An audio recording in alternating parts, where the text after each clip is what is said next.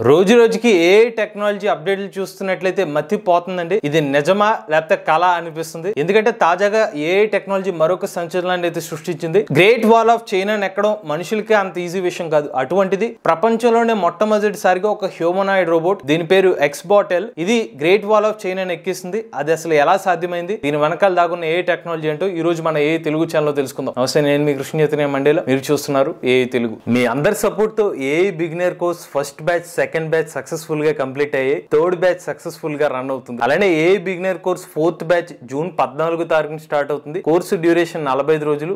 ఏ beginner course తో పాటుగా recording క్లాసులు, అలానే ప్రతి వారం కూడా 1-on-1 డౌట్ సెషన్స్ కూడా ఆఫర్ చేస్తున్నామండి. ఇంట్రెస్ట్ ఉండి ఎవరైనా ఏ బిగినర్ కోర్స్ చేద్దాం అనుకున్న వాళ్ళు స్క్రీన్ పై కనిపించే నంబర్ కి వాట్సాప్ చేయండి. We're taking only limited seats, so late చేయకుండా వాట్సాప్ చేయండి. మన ఇన్ని రోజులు కూడా కొత్తగా వచ్చిన రోబోట్స్ మన డైలీ టాస్క్ ని సింపుల్ గా చేయడం చూసి చాలా ఆశ్చర్యపడ్డాం. కానీ ఇప్పుడు రోబోట్ ఎరా అనే చైనా కంపెనీ ఎక్స్పోర్ట్ ఎల్ అనే రోబోని చూస్తే లిటరల్లీ మైండ్ బ్లాక్ అవుతుంది. ఎందుకంటే ఇది మనుషులకు సైతం ఎక్కడానికి ఇబ్బంది పడే గ్రేట్ వాల్ ఆఫ్ చైనాని ఎక్కగలదు. అలానే మనుషులు సైతం నడవడానికి ఇబ్బంది పడే మంచు మీద కూడా నడవగలుగుతుంది. రోబోట్ ఎరా అనే కంపెనీని 2023 సంవత్సరం ఆగస్ట్ నెలలో చైనా దేశంలోని బీజింగ్ అనే మహానగరంలో స్థాపించారు. ఇది మేజర్ గా హ్యూమనాయిడ్ రోబోట్స్ ని డెవలప్ చేయడం మీద ఫోకస్ చేస్తుంది. ఇది ఇంతకు ముందు ఎక్స్బాట్ ఎస్ అనే రోబోట్ ని డెవలప్ చేస్తుంది. ఇప్పుడు ఎక్స్బాట్ ఎల్ అనే రోబోట్ ని డెవలప్ చేశారు. ఇది ఒక fully humanoid robot. Humanoid robot అంటే అర్థం ఏంటంటే ఇది అచ్చం మనిషిలాగా కనిపిస్తుంది. మనిషిలాగా ముఖం ఎలా ఉంటుంది, అలానే మనిషిలాగా చేతులు, కాళ్ళు అలా కనిపించే దాటిని హ్యూమనాయిడ్ రోబోట్ అని అంటారు. అలానే ఇది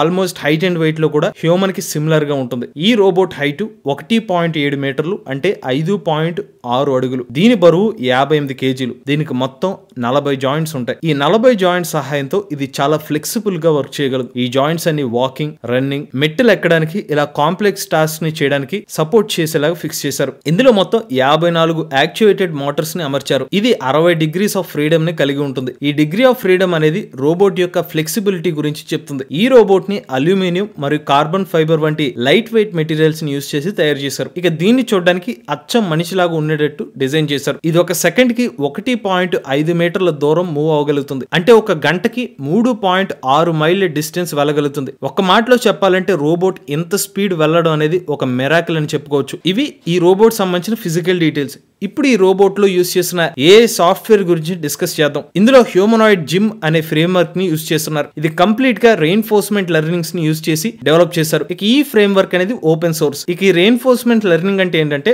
ఒక పనిని చేసిన తర్వాత అది తప్పు చేసే దాని ద్వారా ఫీడ్బ్యాక్ చేసుకుని తనని తానుగా ఇంప్రూవ్ చేసుకుంటూ వస్తుంది. సింపుల్ గా చెప్పాలంటే ఒక ట్రయల్ అండ్ ఎర్రర్ బేస్ నే మనకు రెయిన్ఫోర్స్మెంట్ లెర్నింగ్ అని అంటారు. దీనికి తోడుగా అచ్చం మనిషిలాగా పనిచేసే విధంగా చేతుల్ని కూడా డెవలప్ చేశారు. దానికి ఎక్స్ హ్యాండ్స్ అనే పేరును కూడా పెట్టారు. ఈ ఎక్స్ హ్యాండ్స్ ఎంత సున్నితంగా ఉంటాయంటే ఇంట్లో పెంపుడు జంతువుల్ని మనుషులు సవరదీస్తే ఎలా ఉంటుందో అలా ఉంటాయి అనమాట వీటి చేతి స్పర్శ. అలానే ఈ రోబో చేతులు కత్తిరిని సైతం సరిగ్గా పట్టుకుని కత్తిరించగలుగుతాయి. కోడిగుడ్లను పట్టుకోగలుగుతుంది. మొత్తం 12 యాక్టివ్ డిగ్రీ ఫ్రీడమ్ మోటార్లు ఈ రోబోట్ కి అమర్చడం వల్ల ఇది సాధ్యమవుతుంది. ఒక్క మాటలో చెప్పాలంటే ఈ ఎక్స్ హ్యాండ్ రోబోటిక్స్ లో సరికొత్త స్టాండర్డ్స్ ని సెట్ చేసింది అనమాట. అంతేకాదు కంపెనీ వాళ్ళు డెవలప్ చేసిన వాళ్ళ సొంత ఫ్రేమ్ వర్క్ తో మీరు వర్క్ చేయాలనుకుంటే ఈ కంపెనీ వాళ్ళ గిట్ హబ్ పేజ్ లోకి వెళ్తే ఆ ఫ్రేమ్ వర్క్ ఓపెన్ సోర్స్ గా అవైలబుల్ లో ఉంటుంది. అక్కడ నుంచి దీన్ని మీరు యూజ్ చేసుకోవచ్చు. దీని ఫిజికల్ ప్రాపర్టీస్ గమనిస్తే చాలా పెద్ద రోబోట్ లానే కనిపిస్తుంది. కష్టతరమైన పనులు చేయగలుగుతుంది అని మనం నమ్మే విధంగానే ఉంటుంది. ఇక మన అంచనాలకి తగ్గట్టుగానే ఇది ఎత్తుగా ఉన్న